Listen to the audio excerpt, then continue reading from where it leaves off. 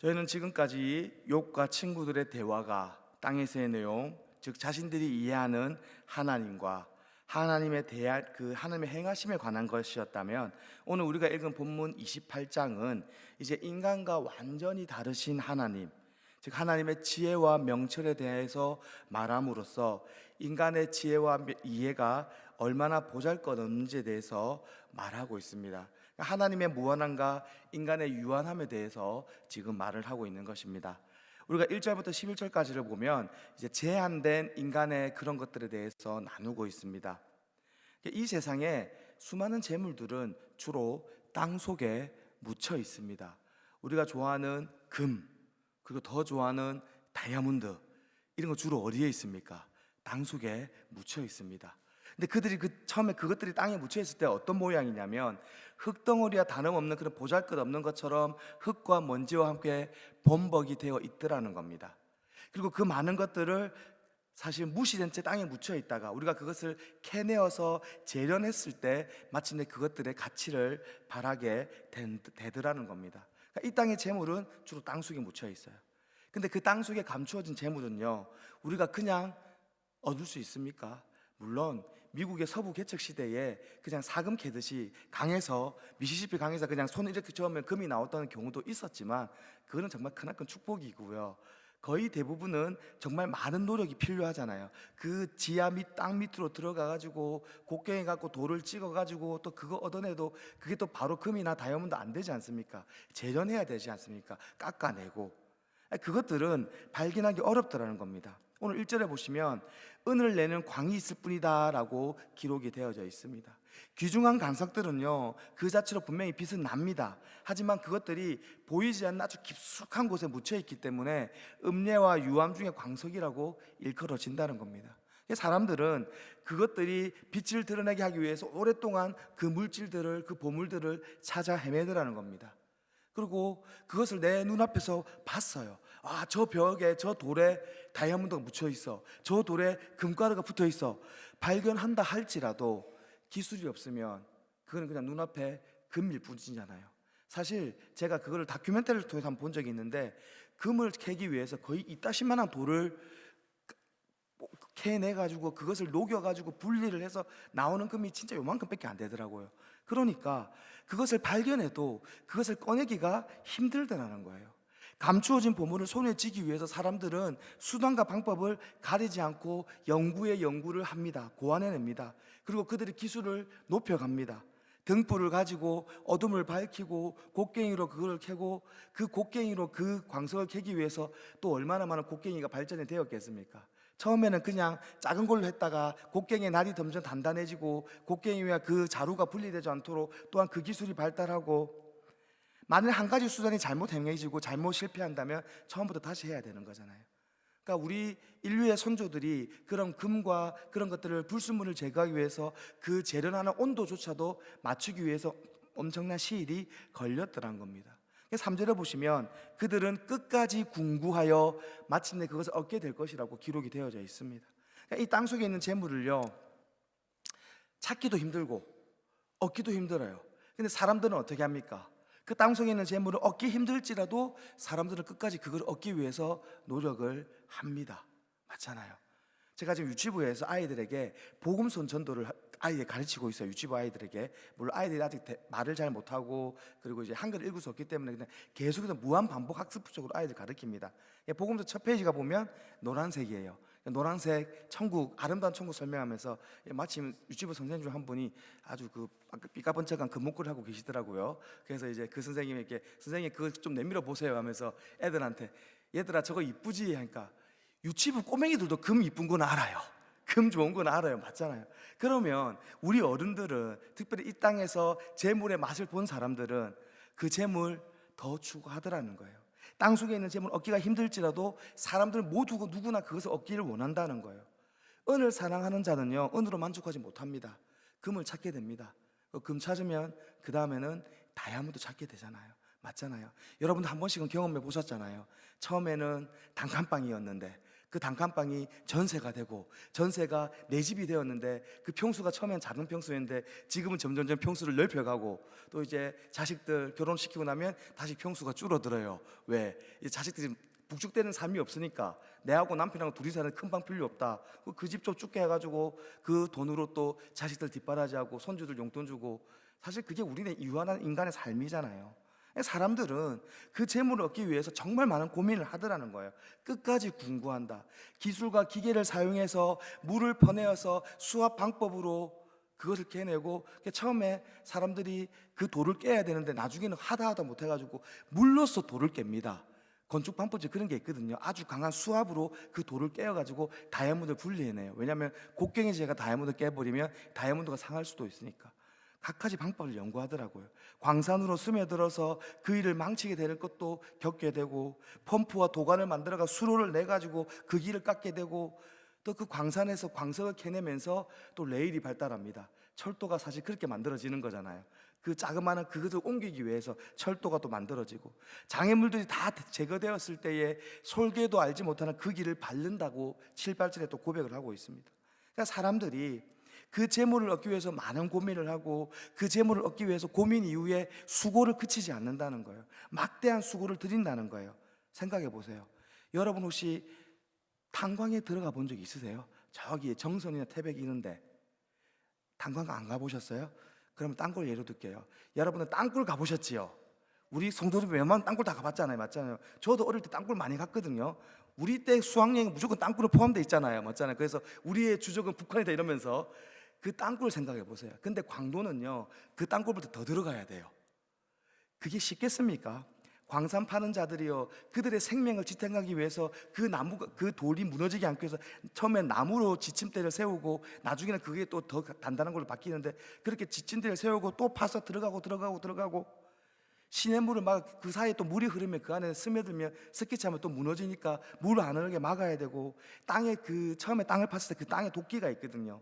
그 도끼에 질식당하지 않기 위해서, 흙이 무너져 깔려 죽지 않기 위해서 생명이라는 위협 속에서 이겨내기 위해서 노력을 하더라고요. 몇 해 전에 칠레에서 광산이 내려앉아 가지고 몇십 명이 매몰된 사건이 있었잖아요. 사실은 광부들은 항상 생명 걸고 그 일을 하거든요. 근데 왜 그 일을 할까요? 사실 수요가 있으니까 공급이 따르는 거잖아요. 사람들이 욕망을 가지더라는 거예요. 얼마나 위험한가 알고 있으면서도 그거를 추구하더라는 거예요. 그게 11절까지의 내용이에요. 인간이 얼마나 무미한지를 알려주고 있어요. 그 다음에 12절부터 19절까지 보면요, 이제 반대로 하나님의 지혜에 대해서 이야기를 하고 있어요. 욥은 사람들이 매우 중요히 여겨온 그런 온갖 노력을 아끼지 않은 이 세상의 재물에 대해서 먼저 말을 했습니다. 그리고 이제 그 재물보다 더 훨씬 중요한 가치를 가지고 있는 보물에 대해서 이야기를 하고 있습니다. 그게 바로 지혜와 명철이라는 겁니다. 그리고 우리는 그 지혜와 명철을 통해서 하나님을 알게 될 수 있고, 하나님을 주시는 그 지혜와 명철을 통해서 우리 자신을 되돌아볼 수 있게 되더라는 겁니다. 모든 방법과 수단을 사용하여서 스스로를 부욕해 한 자들이요, 아주 자신만만합니다. 근데 우리 성경에 기록되어 있잖아요. 그렇게 자기 구간을 채우면 뭐합니까? 그날 밤에 가는데, 맞잖아요.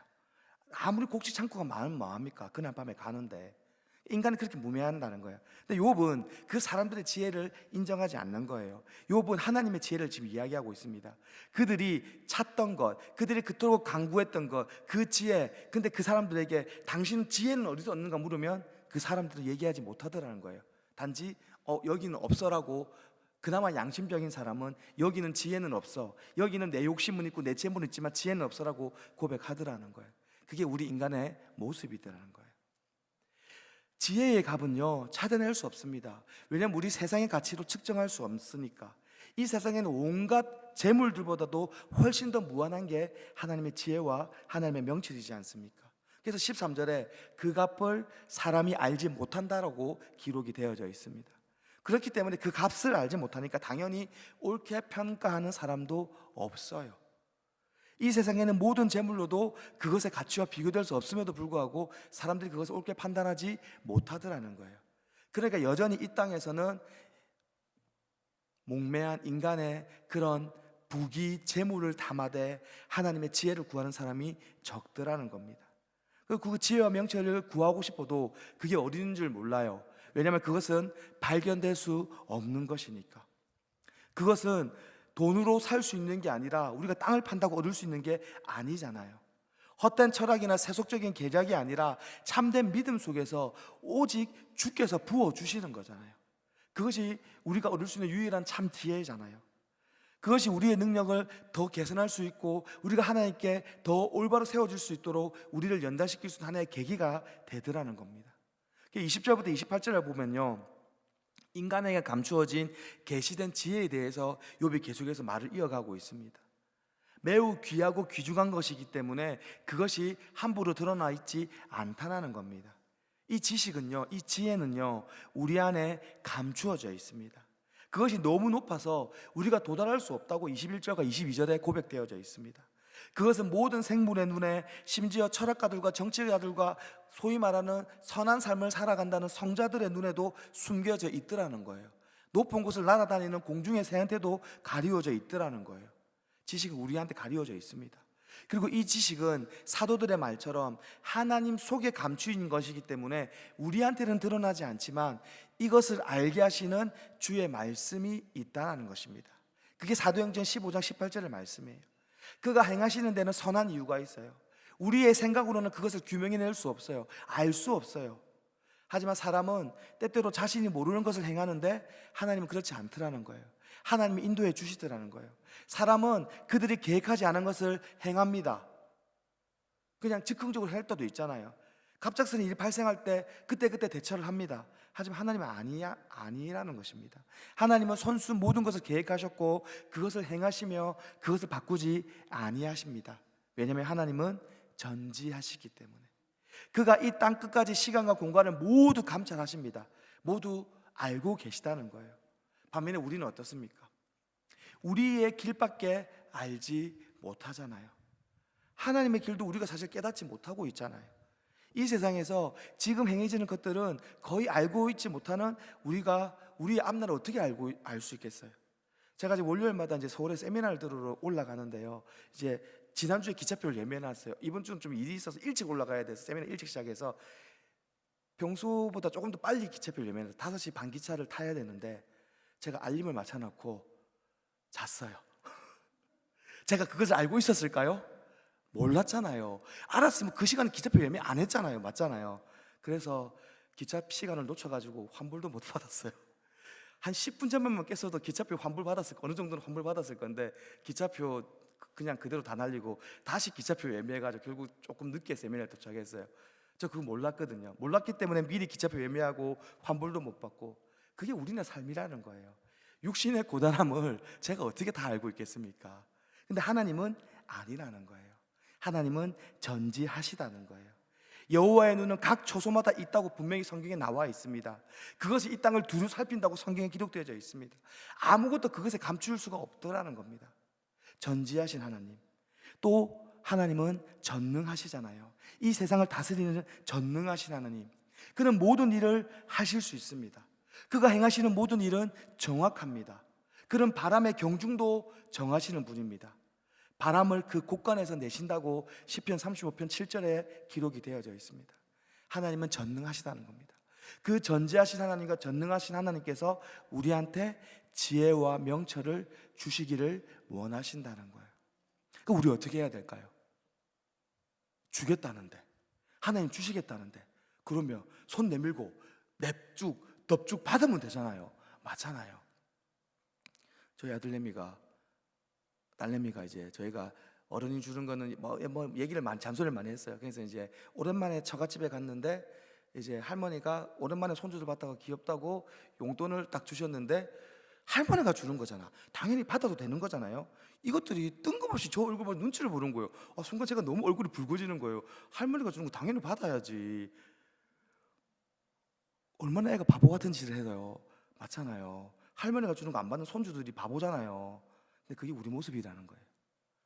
우리 아버지가 주시는데 우리 아버지가 우리한테 나쁜 거 주겠어요? 진짜 이 세대에 그 어떤 것보다 더 귀한 지혜와 명철을 주시겠다는데 지금 우리가 그거를 거부하고 있어요. 왜? 이 땅에 재물을 찾느라고, 저 땅굴 속으로 파고들면서 다이아몬드 하나 얻을 거라고, 금덩어리 하나 얻을 거라고 하나님이 주시는 지혜와 명철은 아우 됐어요, 좀 이따 하나님 저 지금 바쁘거든요, 저 지금 저 다이아몬드 좀 캐야 돼요, 저 금 좀 캐야 돼요, 좀 이따가 좀 오세요, 아이고 좀 바빠요, 하나님 좀 연락 좀 그만하세요, 내 나중에 시간 되면 그때 받을게요. 그게 우리네 모습이라는 거예요. 얼마나 바보 같습니까? 오늘 말씀을 정리하겠습니다. 지혜와 명철은요, 인간의 노력으로 발견할 수 있는 게 아니에요. 즉 우리가 노력한다고 얻을 수 있는 게 아니에요. 재물은요, 우리가 노력하면 가질 수 있어요, 어느 정도는. 하지만 지혜와 명철은 아니더라는 거예요. 지혜와 명철은 오직 하나님께서 저에게 주시는 거예요. 근데 그 하나님께서 저희한테 지혜와 명철을 주기를 원하시더라는 거예요. 그래서 우리는 그 지혜와 명철을 받으면 돼요. 가지고 계신 분이 주시겠다는데 그냥 손 내밀어 가지고 주세요 안 해도 그냥 주시겠다는데 그냥 주시는 거 받으면 되는데 그거 안 하고 버팅기고 있더라는 거예요. 지혜와 명철은요, 하나님을 하나님으로 바르게 섬길 수 있게 해줍니다. 하나님의 뜻과 다른 삶을 청산하게 해줍니다. 그때 자연스럽게 우리가 얻을 수 있더라는 거예요. 즉 우리가 세상 속에 살아가면요, 찾기 힘들어요. 우리가 세상 속에서 땅굴로 파고들고 금덩어리 다이아몬드 쫓아가면요, 이 지혜와 명철을 찾기 힘들다는 거예요. 그곳에서 벗어나서 하나님 앞에 제대로 무릎 꿇고 하나님을 제대로 바라볼 때에 하나님 우리에게 주신다는 거예요. 지혜로운 사람은요, 자기 삶의 초점을 나한테 맞추지 않아요. 내 가족한테 맞추지 않아요. 하나님께 맞춥니다. 하나님의 다스림을 전적으로 받는 사람이 지혜로운 사람입니다. 하나님과의 올바른 관계 속에서 우리는 하나님을 예배할 수 있어요. 하나님을 섬길 수 있습니다. 하나님께 순종하는 자가 바로 지혜와 명철을 가진 자입니다. 근데 여러분, 내가 지혜가 부족하다, 내가 명철이 부족하다 생각이 되시면 나와 하나님의 관계를 되짚어 봐야 돼요. 내가 하나님하고 나하고 거리가 한 10m 되는데 내 금목걸이랑 내 거리는 항상 붙어 있어요. 하나님과 나의 거리는 한 100m쯤 되는데 내 스마트폰은 내 몸에서 절대 떨어지지가 않아요. 그럼 이건 뭐예요? 우상이에요. 맞잖아요. 금덩어리가 내한테 우상이고요, 때때로 내 귀여운 손주들, 내 자식들이 내한테 우상이 될 수도 있더라는 거예요. 하나님이 단순히 그럼 욥기 28장을 통해서 그냥 재물만 말씀하시는 게 아니라는 거예요. 하나님이 주시는 것 이외에 그 어떤 것도 하나님이 주시는 것보다 내가 더 사랑할 때에 그것은 헛된 것이 될 수밖에 없더라는 거예요. 지혜는요, 하나님을 제쳐놓은 채로 인간의 노력에 의해서 얻을 수 있는 것이 절대 아닙니다. 지혜는요, 오직 하나님 안에 있는 것입니다. 하나님과 나와의 관계 속에서 주께서 나에게 주시는 게 지혜입니다. 우리가 오늘 그 사실 기억하며 하나님 주시는 참된 지혜를 받아서 이 땅에서 승리하기 바랍니다. 금덩어리 하나보다, 다이아몬드 반지보다, 물론 다이아몬드 반지가 탐나긴 하지만 그래도 주님이 내게 주시는 그 지혜, 주님이 내게 주신 그 평안, 주님과 함께 걸어가는 그 삶이 훨씬 아름답다는 것을 여러분이 꼭 기억하셨으면 좋겠습니다.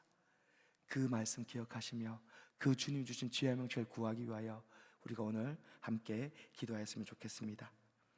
하나님 아버지, 저희가 가진 알량한 지혜로 하나님을 판단하지 않게 하옵소서. 오직 하나님을 경외하고 하나님의 말씀 앞에 아멘으로 응답하게 하여 주시옵소서. 그렇게 순종하는 지혜를 통하여 하나님만을 경외하는 삶을 살아가길 원합니다. 허망하고 썩어질 것을 쫓아가는 것이 아니라, 그런 어리석은 인생을 살아가는 것이 아니라 하나님이 주신 지혜를 사모하며 주님께로 더 나아가는 우리 성도들 되기 원하오니 주님 만져주시옵소서. 특별히 그런 마음으로 오늘 이 새벽 제단을 쌓습니다.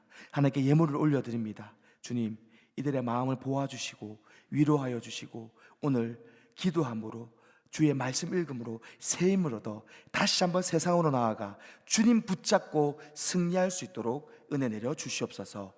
예수 그리스도 이름으로 기도합니다. 아멘. 하늘에